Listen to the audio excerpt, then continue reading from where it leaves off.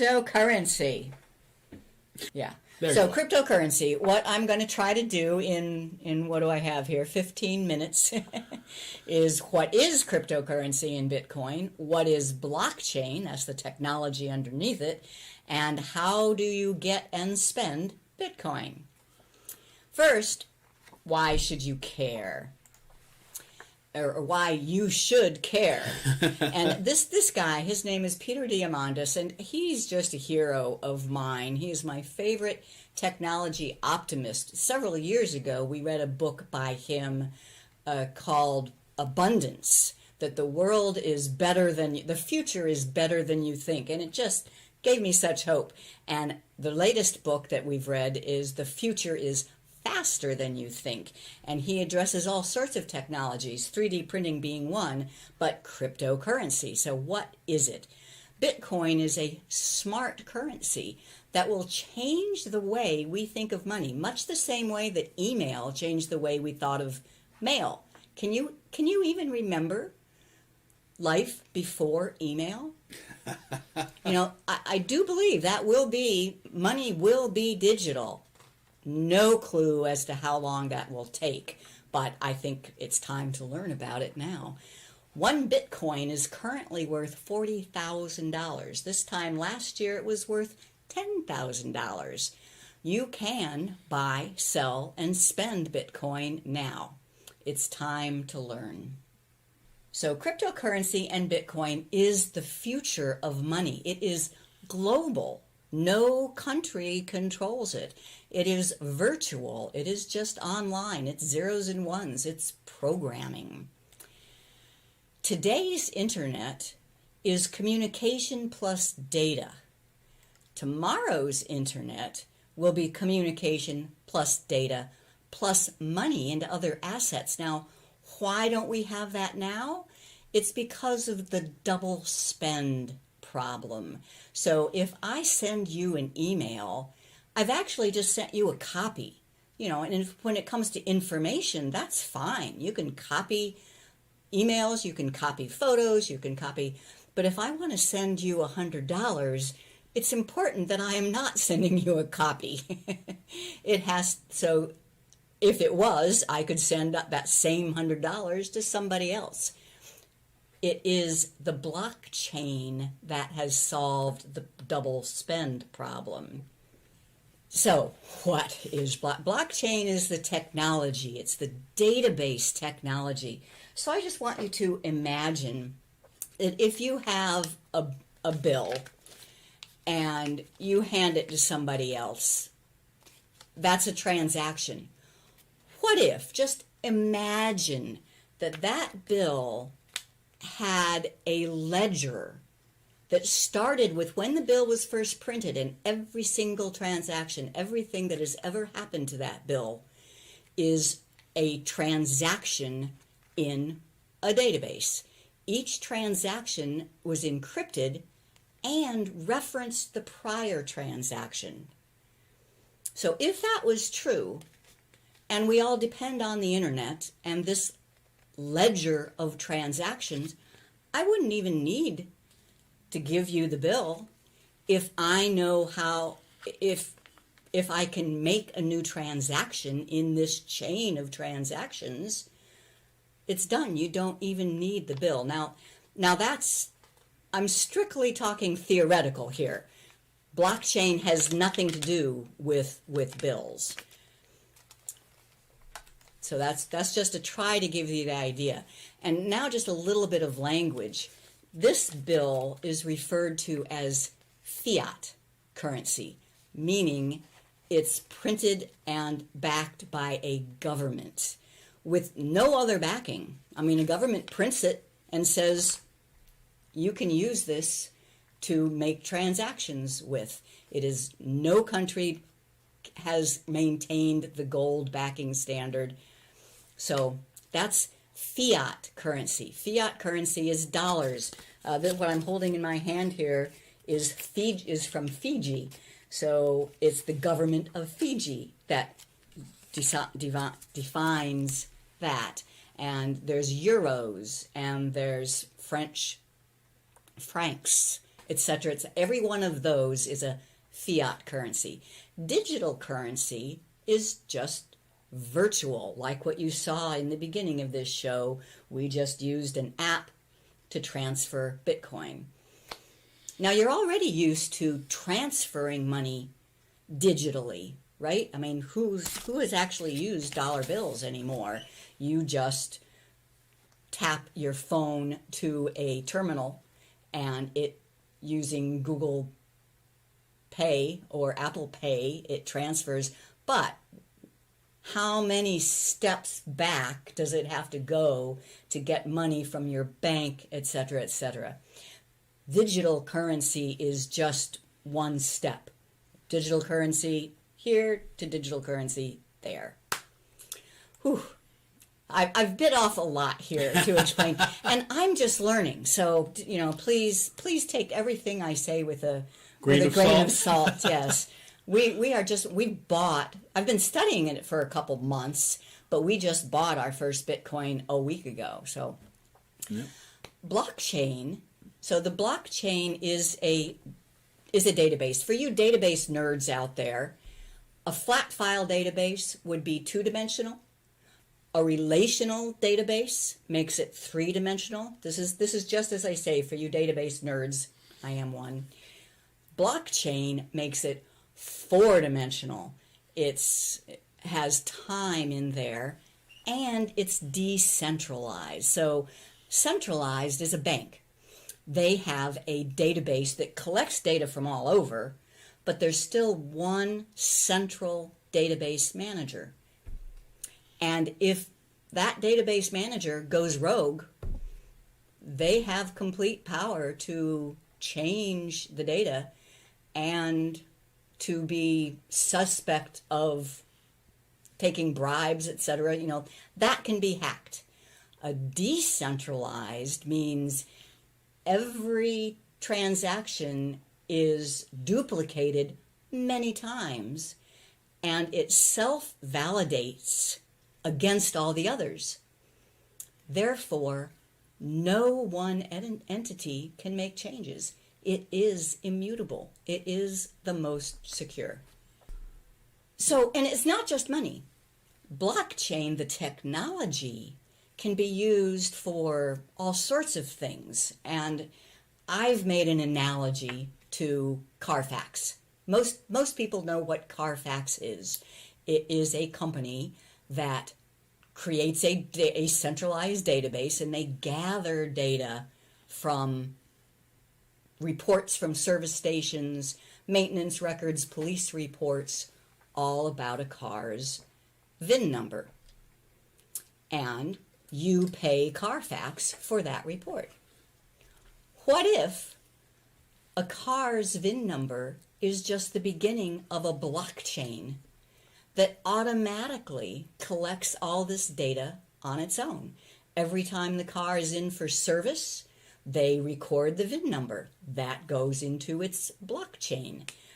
Every time a car changes hands or is in an accident, the VIN number is recorded. That can be added to its blockchain. So a Carfax blockchain, think about it. Just scan the QR code that's on the car itself and get all the information. So that's just to try to give you the concept. We say this so many times, it will change our world. So, but let's bring it back down to a personal level now, and getting and spending Bitcoin. We only did this because Peter Diamandis told us to. And I only did it because she told me to. I love this quote of his, because a lot of people just laugh off Bitcoin. It's ridiculous. That's absurd. What's ever going to happen? No way. His quote, "The day before something truly is a breakthrough, it's a crazy idea." We may be at that day before now, or it may be 10 years off. We don't know. But I say you should learn now rather than later. Go experiment. Create a Bitcoin wallet. Buy some Bitcoin. There are now multiple exchanges where you can buy Bitcoin with dollars. Exchange dollars for Bitcoin. Two of the most popular platforms are Coinbase and Square Cash. This information comes from Peter Diamandis. So I chose Coinbase. No particular reason. That's an exchange, and you have to set up an account. This was a fairly onerous task. I had to not only put in, my email. I did not have to put in my social security number. That was good. But I had to give them a photo of my driver's license, plus a selfie of myself. You had to do quite a bit to validate getting an account on this exchange. And I just attached a bank account. So I had to give it all my bank account. I have a particular bank account that just keeps a minimum balance in it. So you need a software wallet. Well, you need a wallet. You can get a wallet through the exchange, but from what I read, that's not a good idea. I want a separate wallet. I chose the Blue Wallet app. It's a free app. You just download it to your phone. I put that on my iPhone, and I then sent some money from the exchange. I sent some Bitcoin from the exchange to the wallet. All right. Then I told Jim to download the Blue Wallet app on his Android phone.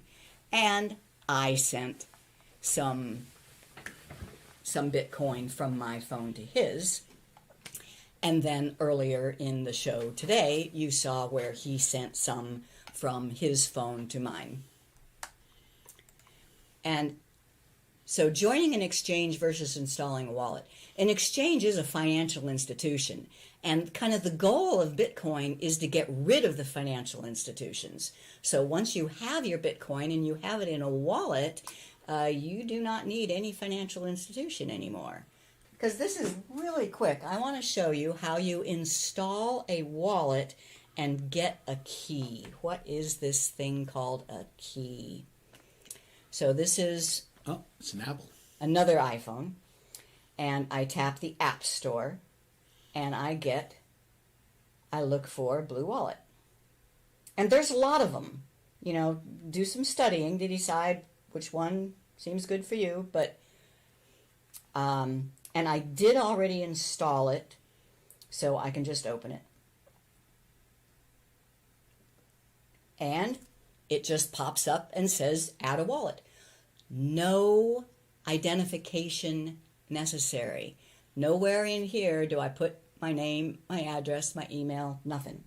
I just add a wallet, and I want a Bitcoin wallet. There are other types of currency. So, and I'm just going to say that set up during show, because I'm going to delete this wallet when we're done. So, Bitcoin wallet and create.